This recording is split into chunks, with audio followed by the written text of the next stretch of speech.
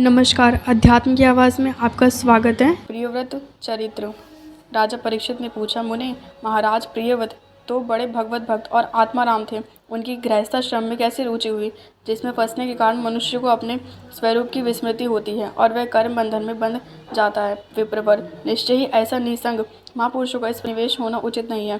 इसमें किसी प्रकार का संदेह नहीं है कि जिनका चित्त पुण्य कीर्ति श्री हरि के चरणों की शीतल छाया का आश्रय लेकर शांत हो, कुटुंबादि में कभी आसक्ति नहीं हो सकती। ब्राह्मण, मुझे इस बात का बड़ा संदेह है कि महाराज प्रियव्रत ने श्री घर और पुत्र आदि में आसक्त रहकर भी किस प्रकार सिद्धि प्राप्त कर ली और क्यों कर उनकी भगवान श्री कृष्ण में अविचल भक्ति हुई। श्री सुखदेव जी ने कहा, राजन, तुम्हारा कथन बहुत ठीक है। जिनका चित्त पवित्र कीर्ति श्री हरि के परम मधुर चरण कमल मकरंद के रस में सारोबार हो गया, वह किसी विघ्न बाधा के कारण रुकावट आ जाने पर भगवत भक्त परमहंसों के प्रिय श्री वासुदेव भगवान की कथा श्रवण मार्ग को प्राय छोड़ते नहीं है। राजन, राजकुमार प्रियव्रत बड़े भगवत भक्त थे। श्री नारद जी के चरणों की सेवा करने से उन्हें सहज में ही परमार्थ तत्व का बोध हो गया था। वह ब्रह्म सत्र की दीक्षा निरंतर ब्रह्माभ्यास में जीवन बिताने का नियम लेने ही वाले थे कि उसी समय उनके पिता स्वयंभु मनु ने उन्हें पृथ्वी पालन के लिए शास्त्र में बताए हुए सभी श्रेष्ठ गुणों से पूर्णतया संपन्न देख राज्य शासन के लिए आज्ञा दी। तो प्रियव्रत अखंड समाधि योग के द्वारा अपनी सारी इंद्रियों और क्रियाओं को भगवान वासुदेव के चरणों में ही समर्पण कर चुका। अतः पिता की आगे किसी प्रकार उल्लंघन करने योग्य न होने पर भी यह सोचकर कि राज्याधिकार पाकर मेरा आत्मस्वरूप स्त्री पुत्र आदि असत प्रपंच से आच्छादित हो जाएगा, राज्य और कुटुंब की चिंता में फंसकर मैं परमार्थ तत्व को प्राय भूल जाऊंगा, उन्होंने उसे स्वीकार न किया। आदिदेव स्वयं भगवान ब्रह्मा जी को निरंतर इस गुणमय प्रपंच की वृद्धि का ही विचार रहता है। वह सारे संसार के जीवों का अभिप्राय जानते रहते हैं। जब उन्होंने प्रियव्रत की ऐसी आवृत्ति दी, तब वह मूर्तिमान चारों वेद और मरीच आदि पार्षदों को साथ लिए अपने लोक से उतरे। आकाश में जहाँ था विमानों पर चढ़े हुए इंद्र आदि प्रधान प्रधान देव का पूजन किया तथा मार्ग में टोलियां बांधकर आए हुए सिद्ध गंधर्व साध्य चारण और मुनिजन ने स्तवन किया। इस प्रकार जगह जगह आदर सम्मान पाते थे। वह साक्षात नक्षत्रनाथ चंद्रमा के समान गंधमादन की घाटी को प्रकाशित करते हुए प्रियव्रत के पास पहुंचे। प्रियव्रत को आत्म विद्या को उपदेश देने के लिए वहां नारद जी भी आए हुए थे। ब्रह्मा जी के वहां पहुंचने पर उनके वाहन हंस को देखकर देवऋषि नारद जान गए कि हमारे पिता भगवान ब्रह्मा जी पधारे हैं। अतः वह स्वयं मनु ने और प्रियव्रत के सहित तुरंत खड़े हो गए और सबने उनको हाथ जोड़कर प्रणाम किया। परीक्षित, नारद जी ने उनकी अनेक प्रकार से पूजा की, समुद्र वचनों में उनके गुण और अवतार की उत्कृष्टता का वर्णन किया। तब आदि पुरुष भगवान ब्रह्मा जी ने प्रियव्रत की और मंद मुस्कान युक्त दया दृष्टि से देखते हुए इस प्रकार कहा। श्री ब्रह्मा जी ने कहा, बेटा, मैं तुमसे सत्य सिद्धांत की बात कहता हूँ, ध्यान देकर सुनो। तुम्हें अप्रेम में श्री हरि के प्रति किस प्रकार दोष दृष्टि नहीं रखनी चाहिए। तुम ही क्या, हम महादेव जी, तुम्हारे पिता स्वयं मनु और तुम्हारे गुरु ये महर्षि नारद भी विवश होकर उन्हीं के आगे का पालन करते हैं और जिन उनके विधान को कोई भी ना तो तप विद्या योग बल या बुद्धि बल से, ना अर्थ या धर्म की शक्ति से और ना स्वयं या किसी दूसरे की सहायता से ही टाल सकता है। प्रियवर, उसी अव्यक्त ईश्वर के दिए हुए शरीर को सब जीव जन्म मरण शोक मोह भय और दुख सुख दुख का भोग करें तथा कर्म करने के लिए सदा धारण करते हैं। बस जिस प्रकार रस्सी से न तो पशु मनुष्य का बोझ ढोता है, उसी प्रकार परमात्मा की वेदवाणी रूप बड़ी रस्सी में सत्वादि गुण सात्विक आदि कर्म और उनके ब्रह्मांड आदि वाक्यों की मजबूत डोरी से जकड़े हुए हम सब लोग उन्हीं के इच्छा अनुसार कर्म में लगे रहते हैं और उसके द्वारा उनकी पूजा करते रहते हैं। हमारे गुण और कर्मों के अनुसार प्रभु ने हमें जिस योनि में डाला है उसको स्वीकार करके वे जैसी व्यवस्था करते हैं उसी के अनुसार हमें सुख या दुख भोगते रहते हैं। हमें उनकी इच्छा का उसी प्रकार अनुसरण करना पड़ता है जैसे किसी अंधे को आंख वाले पुरुष का। मुक्त पुरुष भी प्रारब्ध का भोग करता होगा, भगवान की इच्छा के अनुसार अपने शरीर को धारण करता ही है। ठीक वैसे ही जैसे मनुष्य की निद्रा टूट जाने पर भी स्वयं में अनुभव किए हुए पदार्थों का स्मरण होता है, इस अवस्था में भी उसको अभिमान नहीं होता और विषय वासना के जिन संस्कारों के कारण दूसरा जन्म होता है उन्हें वह स्वीकार नहीं करता। जो पुरुष इंद्रियों के वशीभूत है वह वन वन में विचरण करता रहे तो भी उसे जन्म मरण का भय बना ही रहता है, क्योंकि बिना जीते हुए मन और इंद्रिय रूपी उसके छह शत्रु कभी उसका पीछा नहीं छोड़ते। जो बुद्धिमान पुरुष इंद्रियों को जीत कर अपनी आत्मा में ही रमण करता है उसका गृहस्थाश्रम भी क्या बिगाड़ सकता है। जिससे इन छह शत्रुओं को जीतने की इच्छा हो वह पहले घर में रहकर ही उनका अत्यंत निरोध करते हुए उन्हें वश में करने का प्रयत्न करें। किले में सुरक्षित रहकर लड़ने वाला राजा अपने प्रबल शत्रुओं को भी जीत लेता है। फिर जब इन शत्रुओं का बल अत्यंत क्षीण हो जाए तब विद्वान पुरुष इच्छा अनुसार विचर सकता है। तुम यद्यपि श्री कमलनाभ भगवान के चरण कमल की कली रूप किले के आश्रित रहकर इन छह शत्रुओं को जीत चुके हो तो भी पहले उन पुराण पुरुष के दिए हुए भोगों को भोगो, इसके बाद निसंग होकर अपने आत्मस्वरूप में स्थित हो जाना। श्री सुखदेव जी कहते हैं, तब जब त्रिलोकी के गुरु श्री ब्रह्मा जी ने इस प्रकार कहा तो परम भागवत प्रियव्रत ने छोटे होने के कारण नम्रता से सिर झुका लिया और जो आ गया ऐसा कहकर बड़े आदरपूर्वक उन आदेश शिरोधार्य किया। तब स्वयं मनु ने प्रसन्न होकर भगवान ब्रह्मा जी की विधिवत पूजा की।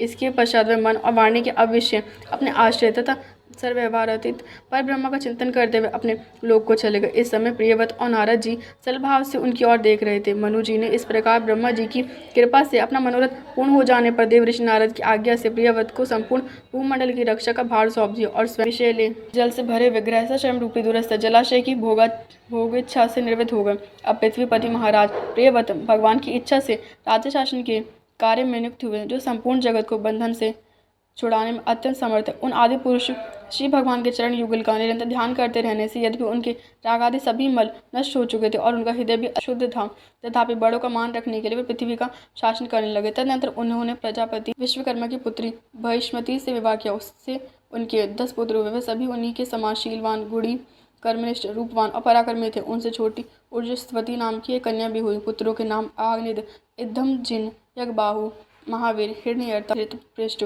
सवन, मेघातिथि, वितिहोत्र और कवि थे। ये सब नाम अग्नि के भी हैं। इनमें कवि, महावीर और सवन ये 3 नैष्ठिक ब्रह्मचारी हुए। इन्होंने बाल्यवस्था से आत्मविद्या का अभ्यास करते हुए अंत में संन्यास आश्रम ही स्वीकार किया। इन निवृत्ति परायण महर्षियों ने संन्यास आश्रम में ही रहते हुए समस्त जीवों के अधिष्ठान और भवबंधन से डरे हुए लोगों को आश्रय देने वाले भगवान वासुदेव की परम सुंदर चरणार बिंदुओं का निरंतर चिंतन किया। उससे प्राप्त हुए अखंड एवं श्रेष्ठ भक्ति योग से उनका अंतःकरण सर्वथा शुद्ध हो गया और उसमें श्री भगवान का आविर्भाव हुआ। तब देहादि उपाधि की निवृत्ति हो जाने से उनकी आत्मा की संपूर्ण जीवों के आत्मभूत प्रत्यगात्मा में भाव से स्थिति हो गई। महाराज प्रियव्रत की दूसरी भार्या से उत्तम, तामस और रेवत ये 3 पुत्र हुए, जो अपने नाम वाले मनमंत्रों के अधिपति हुए। इस प्रकार कवि आदि 3 पुत्रों के निवृत्ति परायण हो जाने पर राजा प्रियव्रत अबुद्र वर्षों तक पृथ्वी का शासन किया। जिस समय वे अपनी अखंड पुरुषात्मक और वीर्यशालिनी भुजाओं से धनुष की डोरी खींचकर टंकार करते थे, उस समय डर के मारे सभी धर्मद्रोही न जाने कहाँ छिप जाते थे। प्राण प्रिया बृहस्पति के दिन दिन बढ़ने वाले आमोद, प्रमोद और अभिथुनादि क्रीड़ाओं के कारण तथा उसके स्त्री जनोचित हाव भाव, लज्जा संकुचित, मंदहास युक्त चितवन और मन को भाने वाले विनोद आदि से महामना प्रियव्रत विवेकहीन आत्मविस्मृत से होकर सब भोगों को भोगने लगे, किंतु वास्तव में ये उनमें आसक्त नहीं थे। एक बार इन्होंने जब यह देखा कि भगवान सूर्य सुमेरु की परिक्रमा करते हुए लोकालोक जितने भाग को आलोकित करते हैं उसमें से आधा ही प्रकाश में रहता है और आधे में अंधकार छाया रहता, तो उन्होंने इसे पसंद नहीं किया। तब उन्होंने ये संकल्प लेकर कि मैं रात को भी दिन बना दूंगा, सूर्य के समान ही वेगवान एक ज्योतिषमय रथ पर चढ़कर नृत्य सूर्य की भांति उनके पीछे पीछे पृथ्वी की 7 परिक्रमाएं कर डाली। भगवान की उपासना से इनका अलौकिक प्रभाव बहुत बढ़ गया था। उस समय इनके रथ के पहिए से जो लीके बनी वह ही 7 समुद्र हुए। उनसे पृथ्वी में 7 द्वीप हो गए। उनके नाम क्रमशः जम्बू, परलक्ष, शालमली, कुश, कौंच, शाक और पुष्कर द्वीप हैं। इनमें से पहले की अपेक्षा आगे आगे की द्वीप का परिमाण दूना है और ये समुद्र के बाहरी भाग में पृथ्वी के चारों ओर फैले हुए हैं। 7 समुद्र क्रमशः खारे जल, ईके रस, मदिरा, घी, दूध, मट्ठे और मीठे जल से भरे हुए हैं। ये 7 द्वीपों की खाइयों के समान हैं और परिणाम में अपने भीतर वाले द्वीपों के बराबर हैं। इनमें से एक ही क्रमशः अलग अलग 7 द्वीपों को बाहर से घेर कर स्थित हैं। बृहस्पति पति महाराज प्रियव्रत ने अपने अनुगत पुत्र आग्नेय, इद्धमजिन, यज्ञबाहु, हिरण्यता, धृतपृष्ठ, मेघातिथि और वितिहोत्र में से क्रमशः एक एक को उक्त जम्बू आदि द्वीपों में से एक एक का राजा बनाया, जिन्होंने अपनी कन्या का ऊर्जस्वती का विवाह शुक्राचार्य जी से किया। उसी से शुक्र कन्या देवयानी का जन्म हुआ।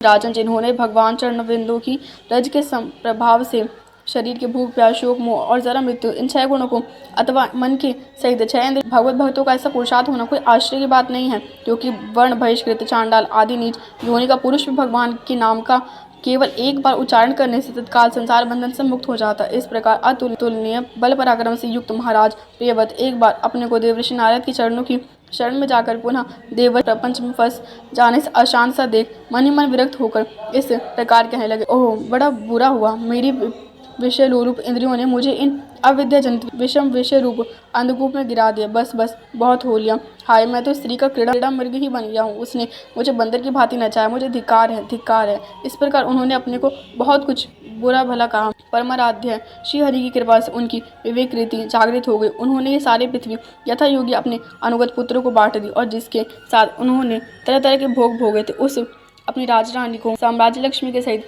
मृतदेह के समान छोड़ दिया तथा हृदय में वैराग्य धारण कर भगवान की लीलाओं का चिंतन करते हुए उसके प्रभाव से श्री नारद जी के बदलाव हुए मार्ग का पुनः अनुसरण करने लगे। महाराज प्रियव्रत के विषय में निम्नलिखित लोकोक्ति प्रसिद्ध है। राजा प्रियव्रत ने जो कर्म किए उन्हें सर्वशक्तिमान ईश्वर के सिवा और कौन कर सकता है। उन्होंने रात्रि के अंधकार को मिटाने का प्रयत्न करते हुए अपने रथ के पहियों से बनी हुई लीकों से ही 7 समुद्र बना दिए प्राणियों के सुप्रीति के लिए, जिससे उनमें परस्पर झगड़ा ना हो। द्वीपों के द्वारा पृथ्वी के विभाग किए और उसमें प्रत्येक द्वीपों में अलग अलग नदी, पर्वत और वन आदि से उनकी सीमा निश्चित कर दी। वह भगवत भक्त नारद आदि के प्रेमी भक्त थे। उन्होंने पाताल लोक, देवलोक, मृत्यु लोक तथा कर्म और योग की शक्ति से प्राप्त ऐश्वर्य को भी नरक तुल्य समझा था। जय श्री कृष्ण।